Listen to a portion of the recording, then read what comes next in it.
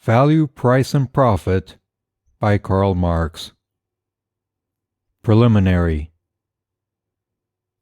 Citizens, before entering into the subject matter, allow me to make a few preliminary remarks.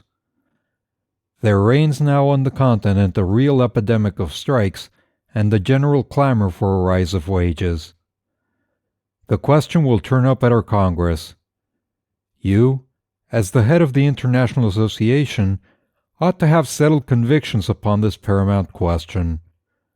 For my own part, I considered it therefore my duty to enter fully into the matter, even at the peril of putting your patience to a severe test. Another preliminary remark I have to make in regard to Citizen Weston.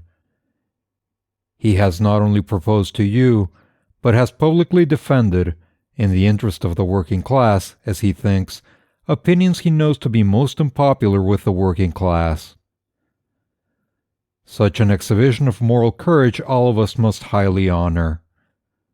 I hope that, despite the unvarnished style of my paper, at its conclusion he will find me agreeing with what appears to me the just idea lying at the bottom of his thesis, which, however, in their present form, I cannot but consider theoretically false and practically dangerous. I shall now at once proceed to the business before us. 1. Production and wages. Citizen Weston's argument rested, in fact, upon two premises. Firstly, the amount of national production is a fixed thing, a constant quantity or magnitude, as the mathematicians would say. Secondly, that the amount of real wages, that is to say, of wages as measured by the quantity of the commodities they can buy, is a fixed amount, a constant magnitude. Now, his first assertion is evidently erroneous. Year after year you will find that the value and mass of production increase, that the productive powers of the national labor increase, and that the amount of money necessary to circulate this increasing production continuously changes. What is true at the end of the year, and for different years compared with each other, is true for every average day of the year. The amount or magnitude of national production changes continuously. It is not a constant but a variable magnitude, and apart from changes in population it must be so, because of the continuous change in the accumulation of capital and the productive powers of labor. It is perfectly true that if a rise in the general rate of wages should take place today, that rise, whatever its ulterior effects might be, would, by itself, not immediately change the amount of production. It would, in the first instance, proceed from the existing state of things. But if before the rise of wages, the national production was variable and not fixed, it will continue to be variable and not fixed after the rise of wages. But suppose the amount of national production to be constant instead of variable. Even then, what our friend Weston considers a logical conclusion would still remain a gratuitous assertion. If I have a given number, say 8, the absolute limits of this number do not prevent its parts from changing their relative limits. If profits were 6 and wages 2, wages might increase to 6 and profits decrease to 2, and still the total amount remain 8. The fixed amount of production would by no means prove the fixed amount of wages.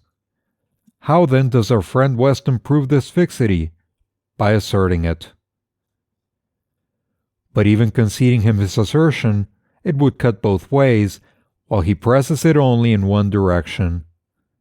If the amount of wages is a constant magnitude, then it can be neither increased nor diminished.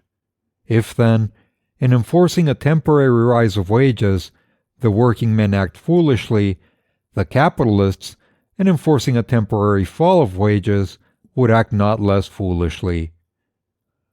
Our friend Weston does not deny that, under certain circumstances, the working men can enforce a right of wages, but their amount being naturally fixed, there must follow a reaction. On the other hand, he knows also that the capitalists can enforce a fall of wages, and indeed continuously try to enforce it. According to the principle of the constancy of wages, a reaction ought to follow in this case not less than in the former. The workingmen, therefore, reacting against the attempt at, or the act of, lowering wages, would act rightly. They would therefore act rightly in enforcing a rise of wages, because every reaction against the lowering of wages is an action for raising wages. According to Citizen Weston's own principle of the constancy of wages, the workingmen ought, therefore, under certain circumstances, to combine and struggle for a rise of wages. If he denies this conclusion, he must give up the premise from which it flows. He must not say that the amount of wages is a constant quantity, but that, although it cannot and must not rise, it can and must fall whenever capital pleases to lower it. If the capitalist pleases to feed you upon potatoes instead of upon meat, and upon oats instead of upon wheat, you must accept his will as a law of political economy and submit to it.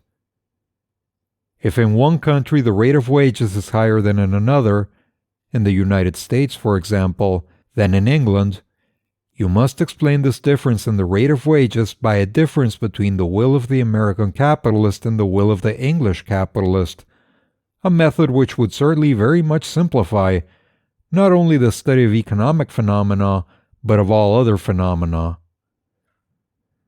But even then we might ask, why the will of the American capitalist differs from the will of the English capitalist?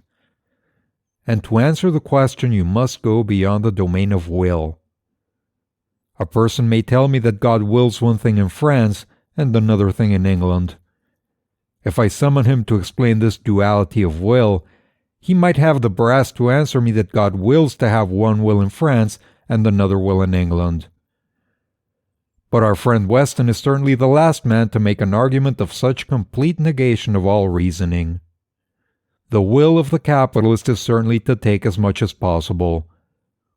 What we have to do is not talk about his will, but to inquire into his power, the limits of that power, and the character of those limits.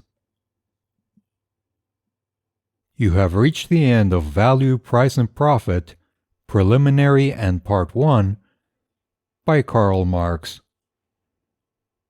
Click on the links at the end of this video to go to the playlist or the next chapter if it's available. If you enjoy this content and would like to support the channel, please like and subscribe.